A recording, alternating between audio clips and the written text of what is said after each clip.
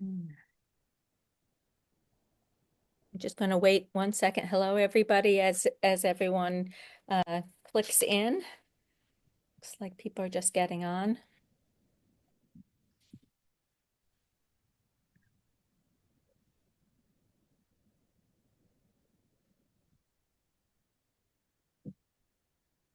Okay, I'm going to start with introductions and we will take it from there. I'm Cindy Rivera. I'm the department chair for the school counseling department. Today we are welcoming Whitney Longworth from Summit Educational. Um, and we are going to talk about the various test options that are available, SAT, ACT, as we start to get your sophomore students ready for the whole college research phase of admissions. All of the SAT and ACT tests are changing. Things are altering. We went through a phase of everyone score optional, and slowly that is coming back to more and more schools asking for tests as part of the admissions process. So I'm glad you're here to start to hear about all of the things that are happening with this. A few things I want to talk about before I fully introduce Whitney. We have been working with your sophomore students this year already, talking about talking about having them start to reflect on who they are, what their strengths are. What does this mean? We already did a program around careers this year about what is taking your strengths and personality traits and what does that possibly mean for a career. We're going to continue with that this year with a couple more programs. One where we're asking kids to create the vision of what they think a college life will look like for them in just more their overall vision, not naming schools, but just an overall vision of what you want possibly in your college life or post high school life. It could be something else as well. And then at the more towards the end of the year, we're going to have them start a college search and understand all the options available, the research tools available to them in Naviance, and getting them started on what that would look like. They're all pretty fun programs for the kids. It's during their building block time, so they generally have that half hour. It's about as much as we can keep their attention, so it's good, and they're enjoying it. And of course, we'll have more programs for parents as well, because junior and senior year really gets things up and running quickly, and we'll start this whole process with them. Um, okay, we also have a career night coming up next week on the 12th. This is a perfect time for sophomores as we went through this career process for them to look at, come to career night and kind of get a sense of what does it mean when they say business they're thinking of, or television producing, or we have a whole range of different careers that kids can experience and talk with people in the business, and that in the medical field, all the fields that are out there, they're really trying to cover that. So that may be something to really help your children start to think about their next lives. So that's on Wednesday at 6:45. It begins at the high school. So we really encourage sophomores. It's a good time for them to come to that. Okay. Whitney is Senior Director of Partnerships at Summit. She's been our partner for a long time, really helping us describe the different tests that are out there. She graduated cum laude from Connecticut College. I won't ask you what year that was, but certainly younger than me, where you were a selected scholar for Holleran Center for Community Action Public Policy. You have always enjoyed collaborating with us, and I've enjoyed working with you. And Summit as a group has been very positive experience for our students. You're an expert panelist, frequent guest speaker at lots of conferences, and we appreciate you. So we're going to have Whitney take it away. We're going to ask you participants to put any questions in the chat or the Q&A, and we will answer questions at the end of the program. Okay, there we go. We are recording the session too. All right. Thank you so much, Cindy. And thank you, everybody, for tuning in. I always make the joke, but I think it's true. The testing is not the most exciting part of the college process. But if you think so, message me later. But I do think the testing tends to cause a lot of anxiety. And a lot of that anxiety comes from sometimes misinformation or a lot of noise. So, my hope today is to really walk you through the test, walk you through the current version of the test, because they are a moving target, and really sort of empower you by sort of knowing this and knowing what's coming in junior year, that you feel like you have a little bit more control over the situation and it's not as scary or stressful. So, again, happy to take questions. The digital SAT was also shortened, right? It used to be a little bit over 3 hours, and now it's a 2 hour and 14-minute test, which is still a long test. It still requires a certain amount of endurance, but 45 minutes makes a big difference to a student sitting for focused, structured time. But in order for the SAT to shorten the test but make the skills scoring the same, they designed a section adaptive test. So I will go into that in more detail on the next slide. But essentially, all students receive the same reading and writing section, same math section to start, and then they have an adaptive second section. Okay, now the ACT. ACT is doing all kinds of things. Sorry, the ACT is in defense mode. So the ACT is designed to be English, math, reading, and science. So what's unique to it is really that it has that standalone science section. And then there is an optional writing section at the end. I've sort of done these stoplight colors for this, if you will, with the writing being red, because SAT used to have the same product. It was a separate timed essay with scoring. Colleges just started putting little to no weight on it. And so SAT actually dropped the product. So the ACT still has the optional writing section, just colleges, for the most part, can't require it because SAT students don't have it. So I think just to put little to no weight on it, not to spend a lot of time on this, it does not affect your composite score. I know the military academies still require it if you take the ACT. But just keeping in mind, it's separate. It's not affecting your score out of 36. So for the English, math, reading, and science, again, each section is on a 36-point scale. And at the end, the four sections are averaged together to give you a composite score out of 36 points. Now, however, the ACT is trying to compete with the SAT, right? It's like FedEx and UPS, Coca-Cola, Pepsi, whichever rivalry you want to plug in.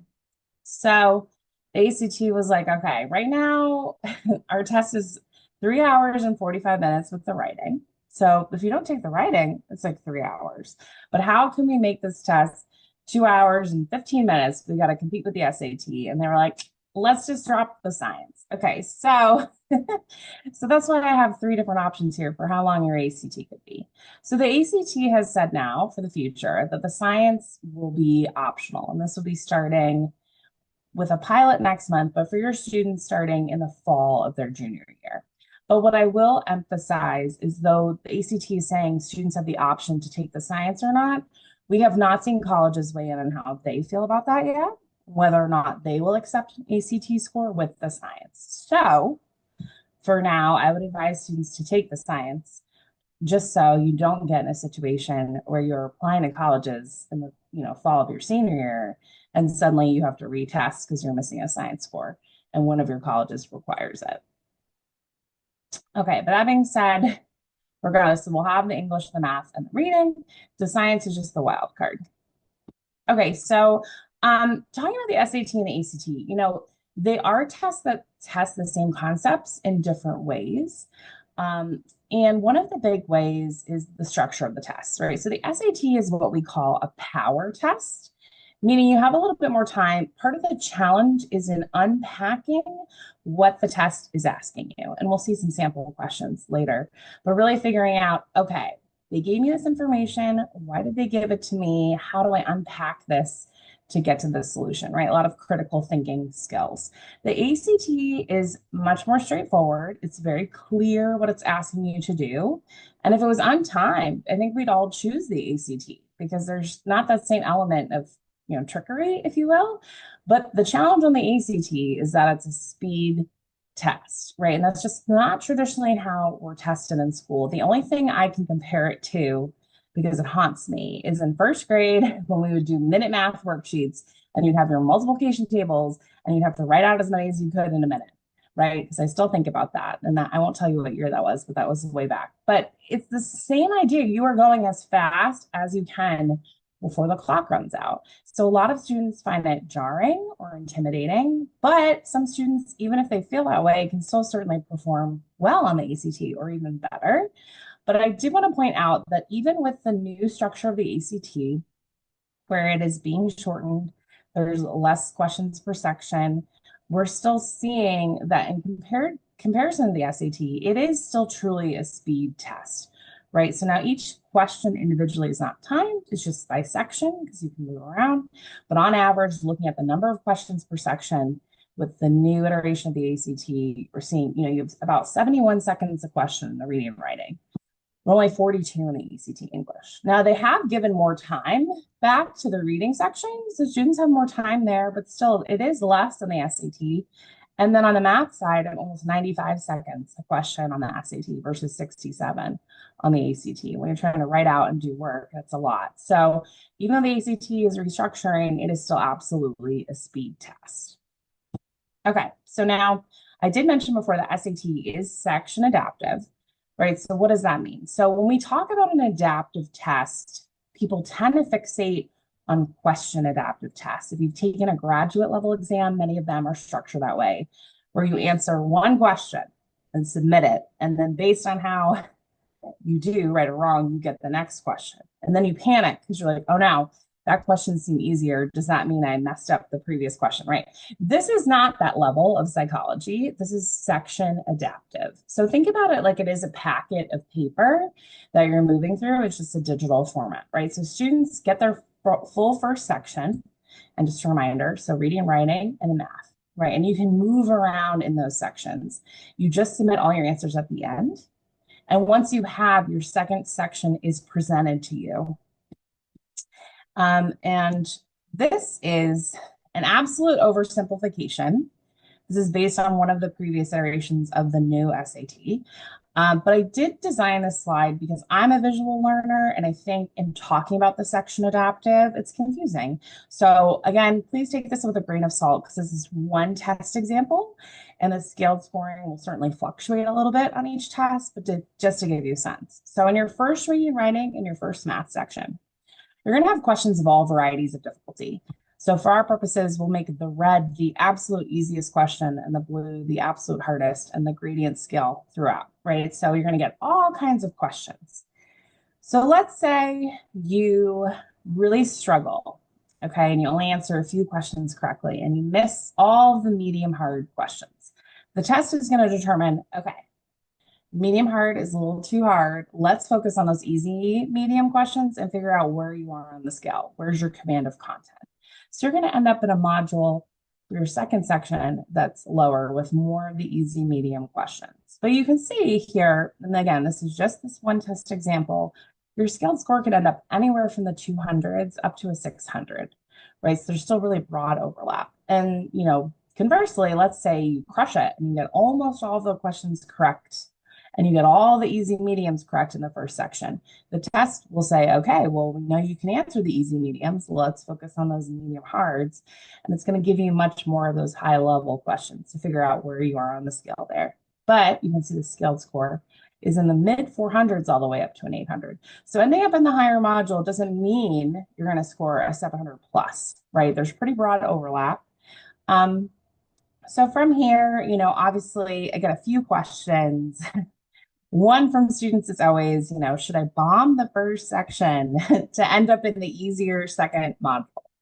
No, don't do it, because your score is a combination of both. It's how you perform in the first one, how many answers you get correct, and again, how many answers you get correct in the second section. So really, you just want to do your best. Don't try to game it. And the other thing that I think is interesting, which I hope makes students feel a little more at ease, frankly, is that the easier questions have a higher weight. Traditionally, when we're looking at a test, I think we tend to think the harder questions have a higher value, but that's not the way the SAT is designed because it's testing to make sure you understand the command of content, right? So if we're testing fractions, the easiest fraction question is actually worth the most, and then a more complicated one would be slightly less valued all the way up. So with that in mind, it's really important students stay focused, don't make careless mistakes, and make sure they're smart about their time management. Because if you make mistakes in some of the simpler questions to make it to the harder ones and make mistakes there, it's going to cost you more than if you sort of work methodically and cleanly and don't know how to solve some of the highest level questions. So I think that that should be reassuring. But this is, again, oversimplification, but I think it does help visually illustrate how it works. And I do find students who are in the overlap range, somewhere in the 500s, for example, I've seen them sort of end up in either second section and still score the same. So I do think that that's also reassuring in terms of validity of the test. But that is the idea behind the adaptive nature of it. Okay, so PSAT. So the PSAT is really just for practice. It stands for preliminary. I've illustrated this to show you, though, that the PSAT is vertically aligned with the SAT. So back when I took the PSAT, it was predictive. So it would say, hey, based on how you did in October, we think when you eventually take the SAT late in the spring, you're going to score X, and that's your score. That's not how it's designed anymore. It's giving you a score based on if you took the SAT that day. So it's not predictive. It's just if you took the SAT that day, that's what you would score. So it's really about the same structure as the SAT. The only difference is there are a couple slightly easier questions, and the absolute hardest questions are not on the PSAT. So you'll see, as we said before, the SAT, each section is on an 800-point scale, but the PSAT scale only goes to 760. That does not give you permission to add 40 points to your score to predict how you would do. That's not how it works. So really, only if you were to score a 760 would we say, okay, well, there's the potential you could have hit higher had those harder questions been on the test. But it just really gives you a baseline. Colleges do not see your PSAT score. It's a score for you. It just gives you a sense on how you're doing and can predict essentially, where you'll be for the future based on where you are now, what you should work on, strengths and weaknesses, things like that. But again, I think it is important. Your PSAT score is not sent to your colleges the way your SAT and ACTs are. All right. So again, I mentioned those changes to the ACT because really ACT has got to compete, right? So they're making a shorter version of the test, as we talked about, so that 2 hour, 15-minute. And that is actually launching this April in a digital format, but the current version will still be paper. And then come September, paper and digital will both be the shorter version of the test. Okay. So again, for your students, it'll just be the new version of the test, whether it's digital or paper in their junior year. However, I do want to point some things out, and I really do hope they've solved these issues before your students test next year, but I just do want to point them out because I think it's important to note, right? So College Board for the SAT designed their own app. They worked on this for years. And so when your student is taking the SAT or PSAT, if there is internet disruption, everything is saved because it's in the app. It just needs to connect to the internet to download the test and then to submit the answers. But right now, the ACT is a browser-based test. Again, I don't want to get too in the weeds of the technology, but I think it's important to note if something happens to the internet, the test is lost, which is a really hard sell, right? So the other huge thing about the ACT is right now, their digital test is not compatible with any Apple devices, which we have a lot of students with MacBooks or iPads. They cannot take the digital ACT on any Apple devices right now.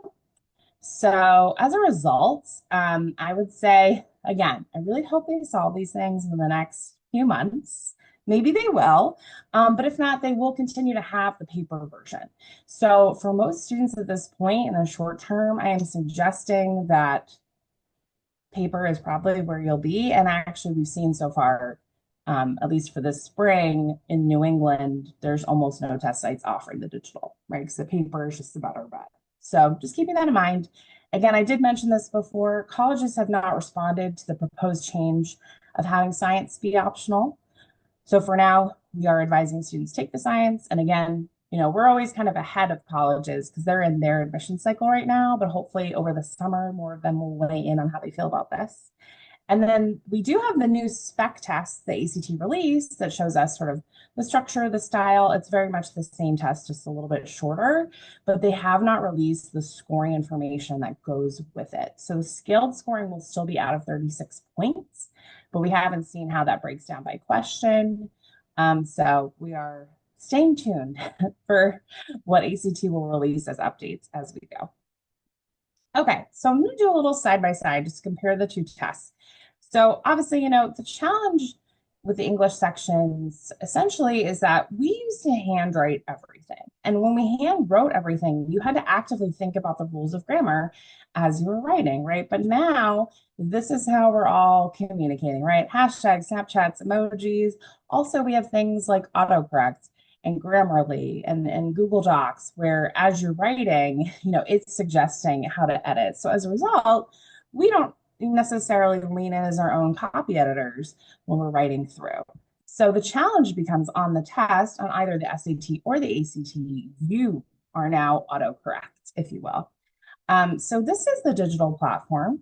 Again, I mentioned it before, it's called Blue Book. That's what College Board designed for all of their testing. They also have official practice tests in there as well. But you can see this is what the platform looks like.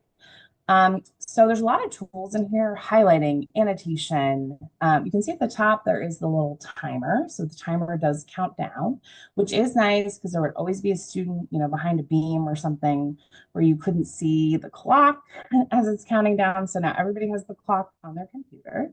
But some students find the timer, anxiety producing. So you can actually hide the timer if you'd like to. You can mark a question for review if you want to skip it or come back to it. You can cross out certain answers if you're not sure what the answer is, but it's not D in this case. So there's a lot of really neat tools in here to help a student with the digital format of the test. But when you start an official test, there is not enough time to go through all of these tools. So it is really beneficial for a student to play around in the Blue Book app and really figure out what they're most comfortable with using to maximize their performance. So when they show up on test day, they have a good sense, whether it's writing notes to themselves, whether it's annotation, highlighting, what have you.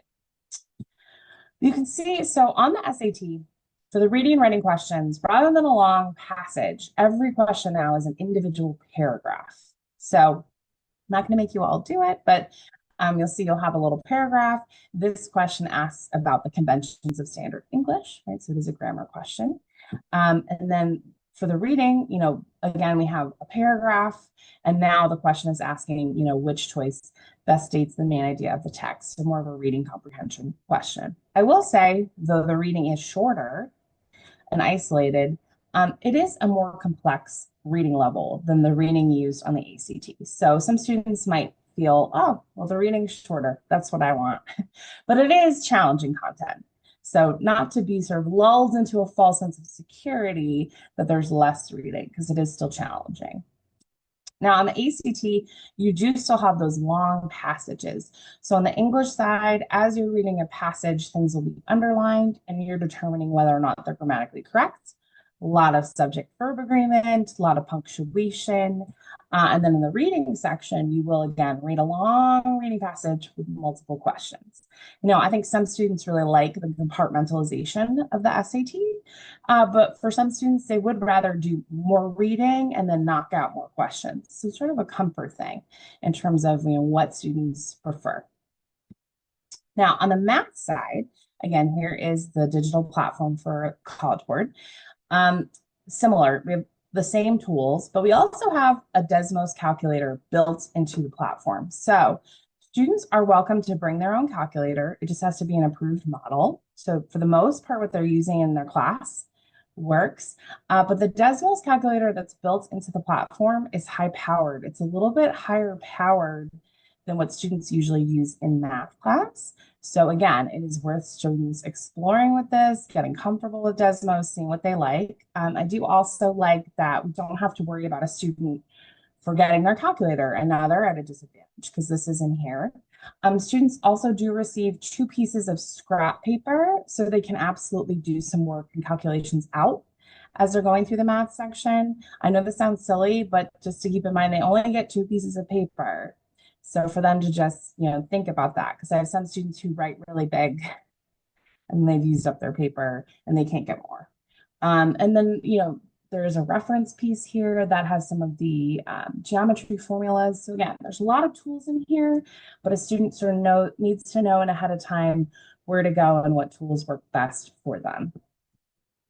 Okay, so now comparing the SAT and the ACT again. So remember, I said the SAT is a power test and the ACT is a speed test. So looking at the ACT question, 2 lines in the coordinate plane are perpendicular and the slope of one of the lines is 3. What is the slope of the other line? Okay, now you may not have worked with slope for a while, but your student has, and most students will see this question and go, it's C negative a third, because they remember the rule, which is that it's the opposite of typical slope.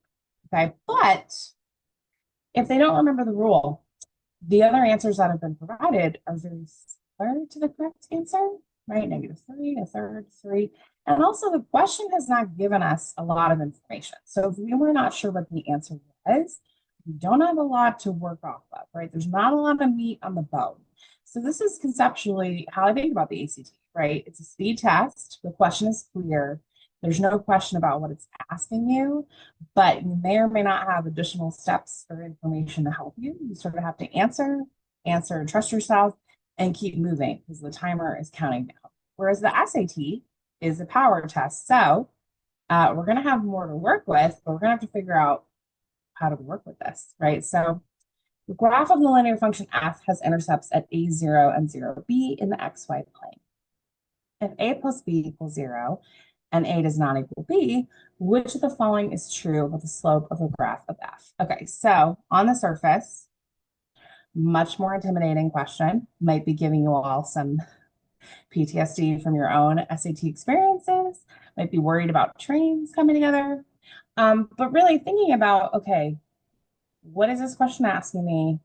What did it give me? What do I need to do, right? So the extraneous information here is a plus b equals 0, a does not equal b. But when your student unpacks that, they'll realize a and b are opposite numbers. And they could be any set of opposite numbers you want them to be, right? Like 2, -2, negative a fifth, whatever you want them to be, 100, -100. But once you unpack that part of this, you can plug that into the intercepts and you'll see the slope of the line is always positive. So the question is giving you more to work with to get to the solution, but it does require you to interpret it and figure out how to get there. So that's really the sort of, push and pull of SAT versus ACT. That's speed versus power. And again, some students really respond much better to one over the other. Okay, now the science section. So, just because science is not your student's best subject does not mean they can't do well here. It doesn't really require a lot of outside science knowledge. So it doesn't mean because you haven't yet had physics or chemistry that you aren't prepared. Almost all the information is provided for you, and it's really a series of reading passages, working through a lot of experiments, and then also a lot of data interpretation. And it's really designed almost like a scavenger hunt where you're given a lot of information, a lot of data, and trying to hone in on the specific questions as the timer is counting down. So here's an example of a figure from one of the ACT tests. It's designed to be, again, intimidating, a lot of information. According to figure 1, the temperature of the outer core is approximately between. Okay, so I know this is the Earth because we've got some labels here with the ocean, what have you, but I don't really know if this is a good or bad scenario, but we just want to find the outer core. And when we do, it lines up very cleanly with a traditional graph below it. And it becomes the answer being C. But, looking back, students are like mystified, like, oh my gosh, how do I read this? How do I interpret this figure? But really, once you hone in on what you're looking at, it really becomes much easier and much more simple to read. So that's the idea really behind the science section. Okay, so to recap, right, the SAT is more challenging. The math question was way more intimidating, right? It does require a deeper understanding. As I said before, the reading comprehension level is higher, but there is a narrower focus of skills. If math is your best subject, it's half your score. on the SAT.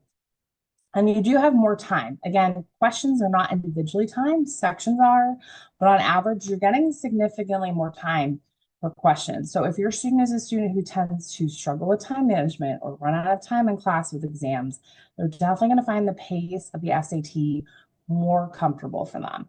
Whereas the ACT is very straightforward, right? That math question, very clear what it's asking of us, but it does require instant recognition. You may not have a lot of additional information to help you work towards a solution. Broader scope of skills, right? So right now, math is either a quarter or a third of your score. So if you struggle with math, that's certainly advantageous. But it does also require the constant rapid pace, and not for an hour, not for two, but more than two, right? Students typically in school have an exam that's maybe 40 minutes, maybe an hour, maybe you may have a midterm or a final that's an hour and a half. So sitting for either of these tests, it's a lot of time and it does require endurance because students tend to get really exhausted during it, especially towards the end of the test. So for either test, I think it's important to practice, but for the ACT especially, getting used to the speed of it, just so students feel much more prepared on test day. Okay, so now $1 million question. Which test is truly right for your student, right? So I know cartoon, it's a little bit of a joke, but of course, there's a lot of misinformation. So hopefully now that you've heard about both tests, you feel a little bit better. And certainly based on my descriptions, you might have a sense of one test sounding like it might be the better test for your student, but truly the best way is to try one of each and compare them, right? So obviously in school, in 10th and 11th, your student will take the PSAT. So you can certainly use a PSAT score, or you could take an official practice test over, let's say, the summer before junior year, depending on your personal timeline. And then take a full official practice ACT, and you can compare the two. So this is the official concordance table. This is readily available on the internet. SAT and ACT had to sit down to agree to this several years ago. It was like the United Nations. It was a big deal. And this is how all colleges look at the scores and compare them, just to give you a sense. And I will say that I see every week when I work with students, about 30% of students show a dramatic preference to one test over the other, right? Like we're talking sometimes starting several hundred points higher on one test over the other. And now, of course, that does mean 70% of students score the same on both tests, which I think is reassuring, right? Because the tests are testing the same thing in different ways. So if your student is one of the students who shows a strong preference to one test over the other, then this is an easier choice and an easier decision. That's great. But if your student scores the same on both tests, at that point, they're frustrated. I've recommended they do both. um, but in that situation, they typically do have a gut feeling of one test being more comfortable for them. I always say maybe not which tests you like more, but which tests you dislike less, right? Which tests do they feel they'd be more comfortable on test day with, and which tests do they feel like they have the opportunity to make greater gains on? And usually there is a clear answer. And if there really truly isn't, obviously they could choose one test, focus on one test, and later down the line, they could always choose to try the other one, right? So it's not all in or all out, but I think ultimately, trying one of each just to see if it's worth pursuing one over the other is always incredibly helpful at the start of this process. Okay, so then we're going to figure out which test is right for your student, and then when should they take them? So this is sort of the official calendar of when the tests are offered. I do have my little new graphic for September to point out we'll have the slightly shorter ACT in both paper and digital form starting in September. But I will say, the tests are designed for juniors, right? So it should come as no surprise that students perform their best towards the end of junior year, right? Because at that point, they've had that much more time in school. And we've seen age, maturity, and time in school all correlate with performance on these tests. Now, that being said, there is summer testing, and there is testing in the fall of senior year. So I would never recommend a student wait to start the process until the fall of senior year, although I'm sure every year somebody does. But if you needed one more chance, certainly those are options for you. And typically the September ACT and October SAT would come back in time for early decision applications. So it can certainly be an option. But most students will test twice in their junior year, sometimes a third time, depending on what their goals are, and in part because of super scoring, which we'll get to. But so you just want to look at the calendar and you want to be thoughtful, right? I think there's a lot of pressure because junior year academically is huge, right? Also extracurricularly, driver's ed, sports, everything else going on. So a lot of students try to get this done in the start of junior year, but they end up keep going, right? Because they're like, okay, but maybe I could do better. So you just want to be thoughtful about this, right? Because think of it like a race that we're all starting at a different time, but we end together. So how long do you want to be running this race, right? Because especially the huge gap between December SAT and March SAT. I always think that's a big gap for someone. So being thoughtful, again, most students will test the first time in the winter or early spring of junior year. And since the SAT is the state test, there will always be a school day test either in March or April that students will take as part of a school day in their junior year, in addition to the national test dates. I do tell this story because I do think it lands. If we look at this calendar, the tests are offered almost every other month. And so a girl in Iowa actually decided to just keep taking the ACT over and over and over again. She took the test 14 times. She did not improve past her third test, and the ACT had to create a new rule to stop her. And so you can only take the ACT 12 times.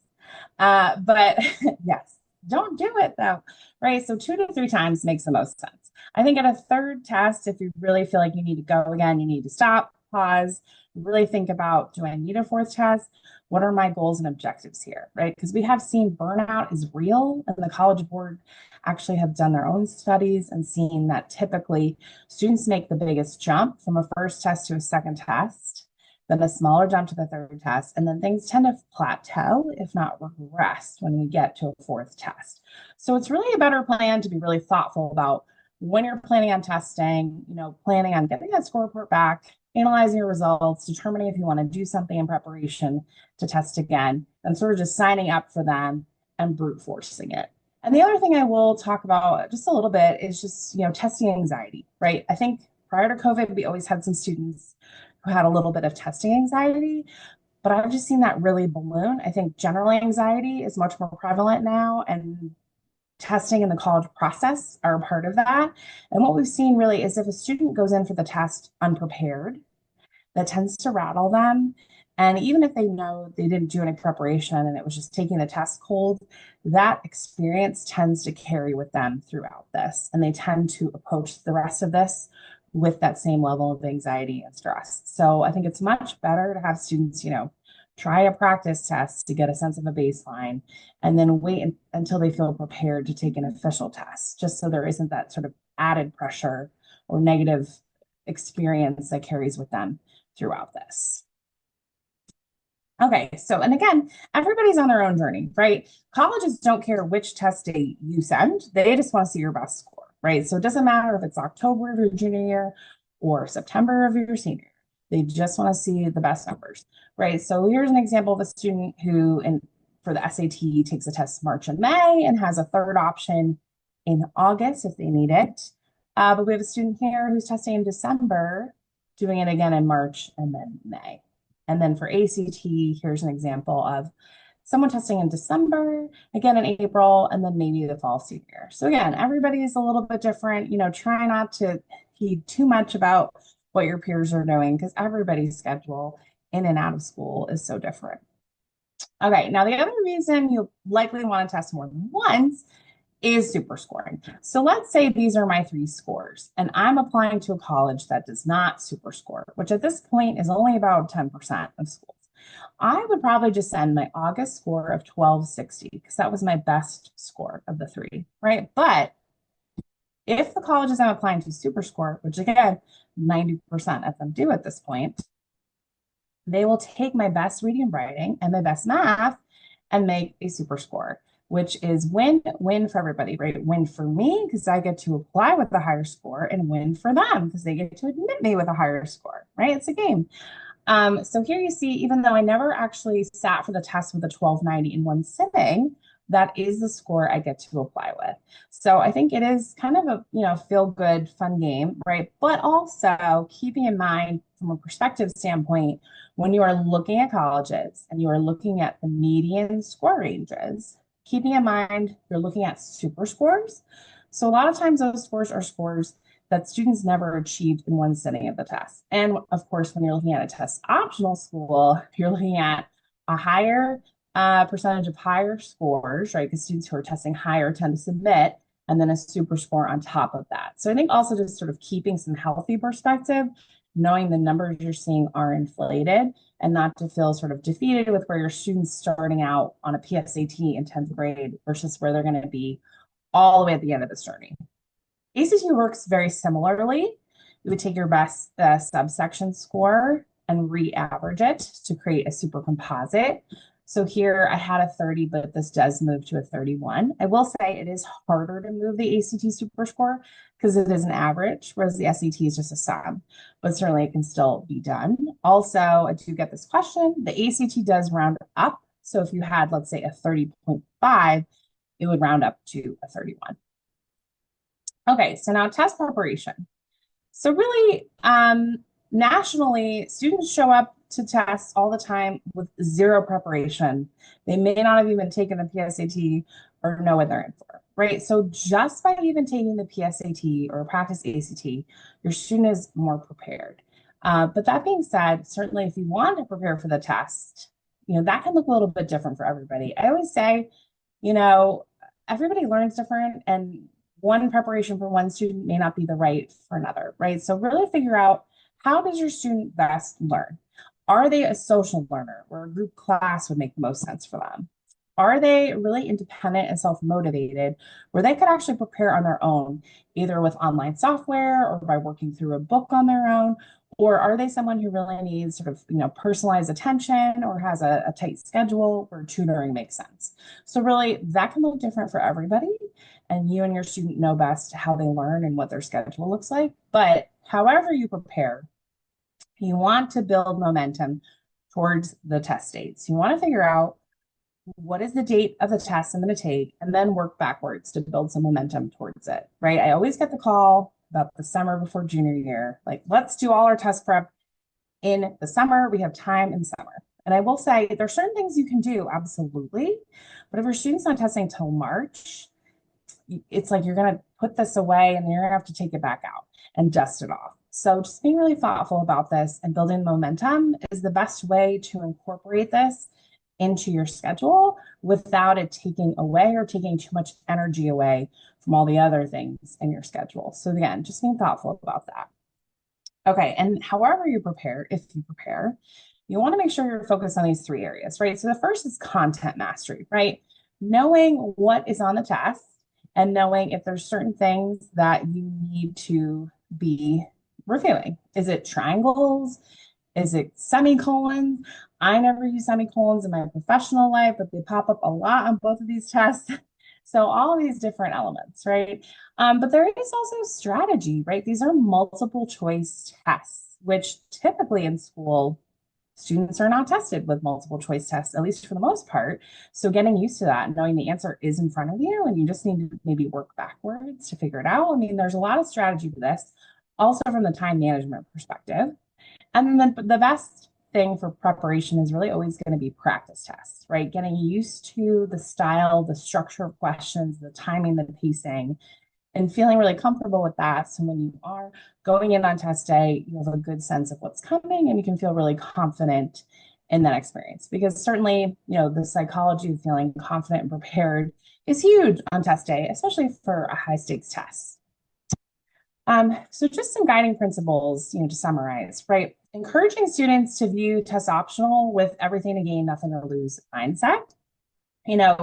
Only a few years ago, almost all colleges were test required, and students really didn't have a choice. And it was always really sad and frustrating for students who struggled to have to kind of draw this out and test again, and put a lot of time and energy into this and feel really frustrated. But now, in what is primarily a test optional market, students really do have everything to gain, nothing to lose. In a sense, if they test well, that's great, and that's part of their application. But if they struggle, it doesn't have to hold them back. It doesn't necessarily have to prevent them from applying to some of these schools. Taking a practice, right, of each for baseline score really does help you choose a path. I can't recommend that enough at the start, so that's so you don't get a certain way through the process through junior year and then doing it. It's like throwing more energy at it instead of doing it at the beginning. So I recommend.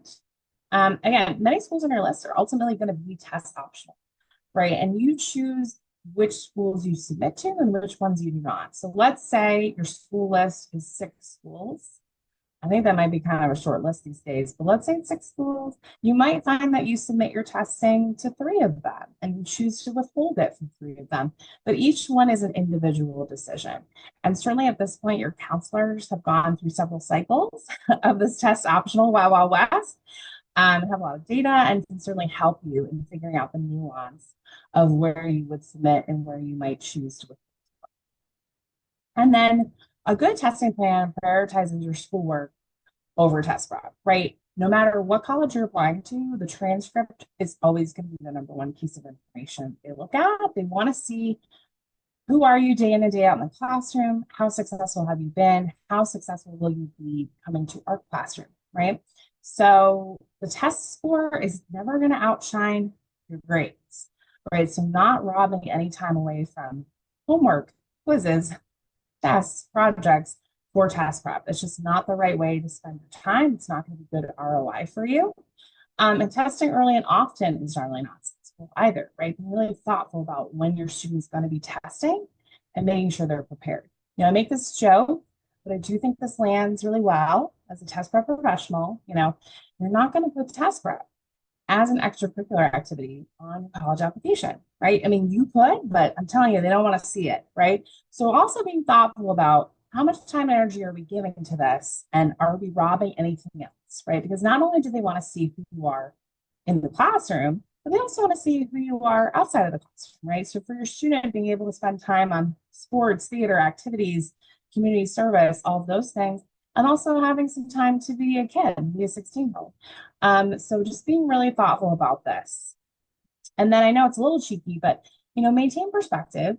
It is just a test. I think now more than ever in the college landscape, the test is not the piece that gets you admitted or rejected. Really think about it as a supplemental piece to the application. All right. So with that, thanks for hanging in there with me, and happy to answer any questions we've received. Thanks so much, Whitney. The first question, maybe all of us collectively can answer, but will the school offer any test preps or materials for students to prepare, study for the testing discussed today? So I just wanted to jump in on that. Your students have been getting test prep that is part of their education, is learning how to do this. The state test in March of their junior year is a good option. The teachers find that test valuable enough to use the results in how they teach students. So students are always being taught the subject matter that they'll need for the test. All your students took the PSAT in October, and they used Blue Book, right, Sarah, in that? So they are also experienced with Blue Book and understand and getting more experience all the time with it. If they're in AP classes as sophomores, they're also will be using that to some degree this spring. So the formatting of the SAT is becoming more familiar to them. The ACT is different in that we advise students to take a practice test independently so that they can see the difference. And Whitney, I know at Summit, they do offer this opportunity for students to do that on a Saturday, to sit in a test situation free of charge and to get a sense of what an ACT looks like. Yeah. The only thing I would add is that during our building blocks, so the upcoming sophomore ones, we will sort of go back to PSATs and just some resources that are available. We focus this year more on the free resources, things like Khan Academy, through College Board, and Schoolhouse is another newer one that we introduce. And then we do so again December of their junior year to sort of really break down their score report for them. All right, very good. So next question. Okay, let me see here. Okay, if they haven't yet released how they will score the shorter ACT, do you still recommend taking a practice SAT and ACT over the summer to see which test the student will feel more comfortable with? Yes, great question. So I am hoping that the ACT releases the scoring within the next month because they are doing the April digital option. So I'm hoping it's like a non-issue, and for the summer we have everything we need and you're good to go. So I would still recommend absolutely doing the ACT and SAT, over the summer. More to come on the scoring because I feel like they have to release the scoring once they have like the test live, right? That just seems crazy if they don't. So we're keeping our eyes on it because actually we already have our practice tests ready to go. We're just waiting for their scoring to be released. So I'm hopeful by the time it's actually summer for your students, we should have all this info and they should be good to go. Awesome. Will colleges accept tests taken in August before junior year? Okay, good question. Technically, yes. But I will say I've always seen colleges say like they want to see how your student is doing in junior year. And let's say, I mean, even if your student crushed it in August before junior year, think about how great they'd be in a position to do on the test in late spring of junior year. So unless they're getting a perfect score the summer before junior year, you're likely going to be retesting, right? And again, also because of super scoring. So I wouldn't recommend it unless there's a specific scheduling reason why it needs to happen.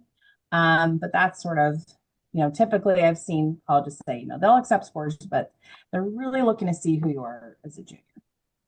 I think the only exception to that may be a student athlete that coaches are looking for a pre-read about where you are. So those scores are only used as maybe, because chances are you won't have high enough scores yet, but they'll see that you're sort of in the ballpark for them. They'd like to see a pre-read with the academic transcript that goes to them. Okay, thank you. Next question. Where is the best place to find a list of subject content of each test? Sure. So I think the best place to start is really their official websites. So both websites for the tests do sort of go through the different content areas. I think the SAT is more robust because Khan Academy, which is the free online prep, is kind of synced with it with each category, but they both have that. I will say on our website, on mytutor.com, we do have a free college admissions testing guide. And that does also include an overview of the content on both tests. And in the back, it does have an index of the colleges and their testing requirements or if they're optional or super score. So also highly recommend reviewing that. But you should be able to find all of that on both those places. Great. What is the NCHS timing for the SAT, and how often is it offered through NCH rather than elsewhere? So we offer it 4 times. I think this year I can say it's been offered. It will be offered 4 times here as a test site for the SAT.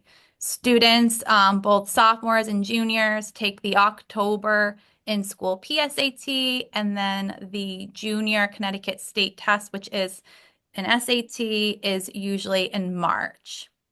And all students are asked to take the March SAT. So some kids I've seen signing up for the early March one and then the March state test because they're prepared at that time. But I often suggest they spread those out because once they get their scores back, they say, oh, now I know what I need to do, and I want to prepare a little bit more before I hit it again. So Thank you. Next, do you find that students generally score better on the state-required in-school SAT versus the December or May administered exams? Okay, good question. I've seen things all over the place, so I don't think that there's one sort of pattern. I will say I do see a lot of students do better in May, but it's not because there's anything different about the in-school exam. It's just they're further into junior year and they've already tested, right? They've already had the school day test, so they're more prepared going into the May test. But I've seen students perform exactly the same on the in-school one or have there's always going to be some fluctuation, right? There's always going to be a reading passage a student feels really good about or nervous about. There's going to be a math question that throws them for a loop. So there's always going to be some natural fluctuation between tests, but I haven't seen something consistent where in school was higher or lower for my students. I don't know if you guys have anything to add. I would just say that if a junior is enrolled in Algebra 2, I think that the May or June math tends to be where they score a little bit higher than maybe even where they were in March, just simply from the exposure to more Algebra 2 content. Yeah, that's a great point, Sarah, that both tests are very Algebra 2 heavy. So if a student hasn't had Algebra 2 yet, you definitely want them testing sort of like later in the school year. If they test in the fall, they just won't have seen enough content to feel prepared for the math side. Right. And that's the same thing even with the English language, because in junior year, we really are focusing on language and grammar and writing. So they are getting more content specific instruction.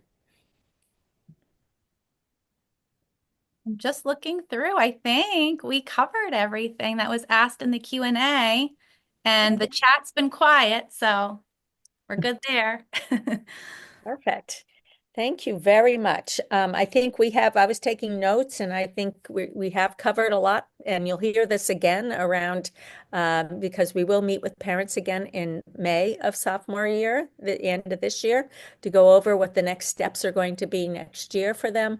So more to come. And I really appreciate, Whitney, that you've come on again to really help us, give us a real description of all these things. It's always changing. And so I'm always learning something new, and I've been doing this for a long time. So, so thank you so much. We will put the recording of this up on the website as soon as we get it edited a little bit and make sure we've done everything right. And we'll be back to you. So thank you, everyone. Thanks so much. Thanks, Whitney.